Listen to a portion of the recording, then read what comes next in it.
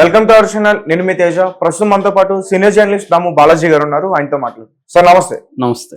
So recent గా ఆంధ్రప్రదేశ్ నుంచి ఒక టాక్ నడుస్తుంది, ముఖ్యంగా ఈ కూటమి ప్రభుత్వం గురించి. అంటే త్వరలో పవన్ కళ్యాణ్ గారు సీఎం అవుతారు, తర్వాత డిప్యూటీ సీఎం గా లోకేష్ గారు ఉంటారు, చంద్రబాబు నాయుడు గారు ఉపరాష్ట్రపతిగా ఉంటారని చెప్పేసి ఒక టాక్ అయితే నడుస్తుంది. దీనికి సంబంధించి కూటమిలో కూడా కొంతమంది నాయకులు రీసెంట్ గా మీడియా ముఖంగా కూడా మాట్లాడారు. అసలు ఏం నడుస్తుంది? సడన్ గా పవన్ కళ్యాణ్ గారు సీఎం అనడం, అంటే చాలా మంది కూడా దీన్ని ఆలోచిస్తున్నారు.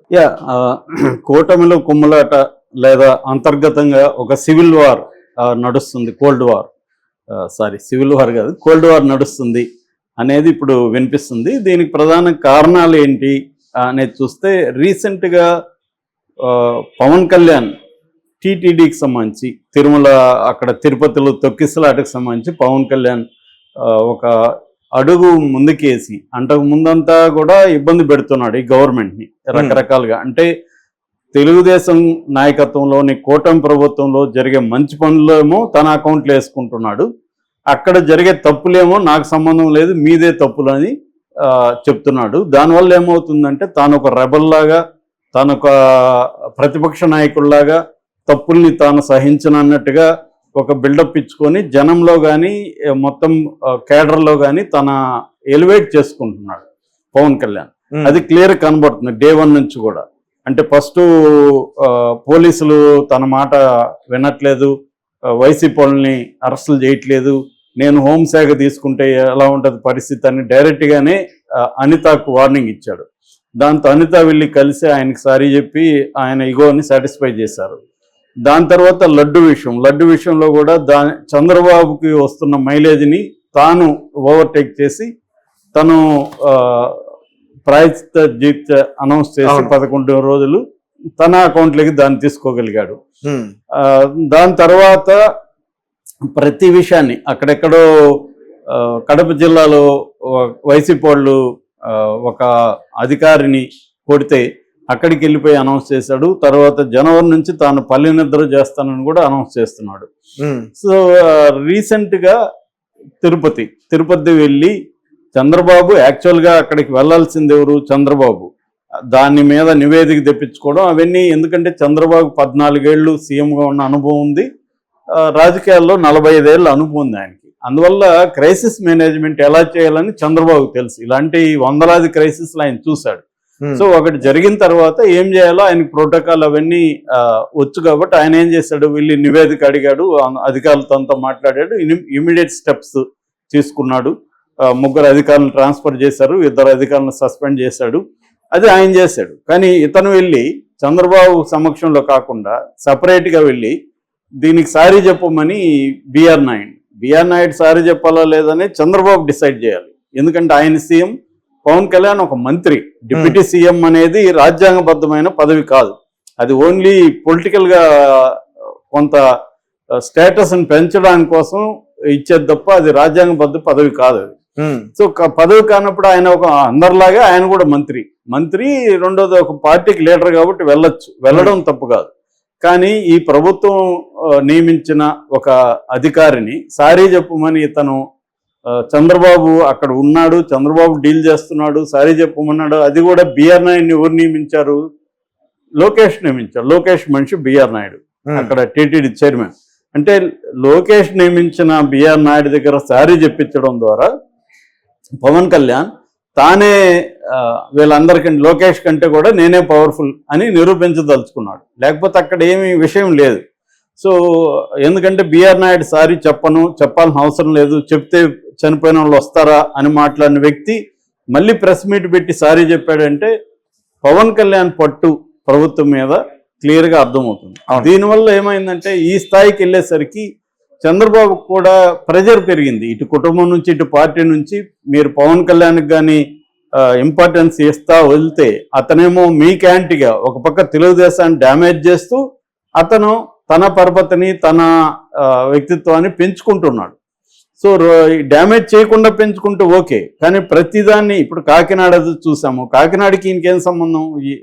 అది ఈయన మంత్రిత్వ సిద్ధషిప్ అని ఇది చేసుకున్నాడు. అంటే ప్రతిదీ ఈ ప్రభుత్వంలో జరిగే అన్యాయాలకి అక్రమాలకు వ్యతిరేకంగా నిజానికి జగన్ పోరాడాలి, కానీ పవన్ కళ్యాణ్ పోరాడుతున్నట్టుగా కనిపిస్తుంది. నిజానికి ఆయన చంద్రబాబు పర్సనల్ గా చెప్పొచ్చు, ఆ శాఖతో వాళ్ళతో మాట్లాడొచ్చు, కేబినెట్ మీటింగ్ లో మాట్లాడొచ్చు. కానీ కావాలనే క్రైసిస్ జరిగినప్పుడు జనం లేకొచ్చి పబ్లిక్ గా ఇలాంటి స్టేట్మెంట్లు ఇవ్వడం ద్వారా ఆయా మంత్రిత్వ శాఖలకి ఈయన చొరబడినట్టే కదా. అవును, నిజానికి అది ముఖ్యమంత్రి చేయొచ్చు, కానీ ఉప ముఖ్యమంత్రికి ఆ ఛాన్స్ లేదు, చేయకూడదు. వేరే మంత్రుల శాఖల్లోకి తలదూర్చి బహిరంగంగా మాట్లాడడం కరెక్ట్ కాదు. విత్ ఇన్ ద క్యాబినెట్ లో మాట్లాడచ్చు, లేదా ఆ మంత్రిత్వ శాఖకి తీసుకెళ్లొచ్చు, ఆ మంత్రితో మాట్లాడచ్చు. ఇలాగ దీనికి సంబంధించి నాకు కొన్ని విషయాలు తెలుస్తున్నాయి, మీరు పరిష్కరించుకోండి, ఇవేవి చేయట్లేదు. దాంతో తెలుగుదేశంలోనే కోపాలు పెరిగిపోతున్నాయి గత కొంతకాలం నుంచి. అది ఇప్పుడు బహిరంగమైంది. బహిరంగమై వాళ్ళు ఏం చేస్తున్నారంటే, ఫస్ట్ స్టెప్ ఈయనకి చెక్ పెట్టాలంటే ఇంకొక ఉప ముఖ్యమంత్రి ఉండాలి. ఇప్పుడు మనకి జగన్ పీరియడ్లో 5 మంది ఉన్నారు ఉప ముఖ్యమంత్రులు, అవన్నీ కూడా అలంకరణకి తప్ప ఎవరికి ఏమి రోల్ లేదు. కానీ ఇక్కడ పవన్ కళ్యాణ్ వేరే పార్టీ నాయకుడు కావడం, నేషనల్ లెవెల్లో బీజేపీలో అతనికి మంచి పరపతి ఉండడం, రెండోది ఈ అధికారాన్ని ఉపయోగించుకుని 5 ఏళ్లలో తాను నెక్స్ట్ లెవెల్కి వెళ్ళాలి. నెక్స్ట్ లెవెల్ ఏంటి? ముఖ్యమంత్రి. పవన్ కళ్యాణ్ కున్న గోల్ ఏంటి? ముఖ్యమంత్రి అవ్వడం. సో ఆ గోల్ వైపు వెళ్ళాలంటే నేను ఫోకస్ చేసుకోవాలి ఇక్కడ అనేది ఒక స్ట్రాటజీతో పవన్ కళ్యాణ్ వెళ్తున్నాడు. దీన్ని ఎలా ఎదుర్కోవాలి? తెలుగుదేశానికి ఇప్పుడు కష్టకాలం వచ్చింది ఈ విషయంలో. అందుకని చంద్రబాబు ఎప్పుడైనా చంద్రబాబు వ్యూహాలు ఎలా ఉంటాయంటే ఇండైరెక్ట్గా నరుకొస్తాడు, డైరెక్ట్గా కాకుండా. అందుకని సడన్ గా తెలుగుదేశం నాయకులు డిప్యూటీ సీఎంగా లొకేషన్ పెట్టండి అనే డిమాండ్ పెరిగింది. మొన్న మైదుకూరులో రెడ్డప్ప గారి శ్రీనివాసరెడ్డి, ఆయన పాలిట్ బ్యూరో మెంబరు, ఆయన చంద్రబాబు ఎదురుగానే లొకేషన్ డిప్యూటీ సీఎం చేయండి సార్ అని కోరిక వెళ్ళబుచ్చాడు. దాంతో ఇమ్మీడియట్ గా సోమిరెడ్డి చంద్రశేఖర్ రెడ్డి ఆయన కూడా పాలిట్ బ్యూరో మెంబరు, ఎక్స్ మినిస్టర్, ఆయన ట్వీట్ చేశాడు.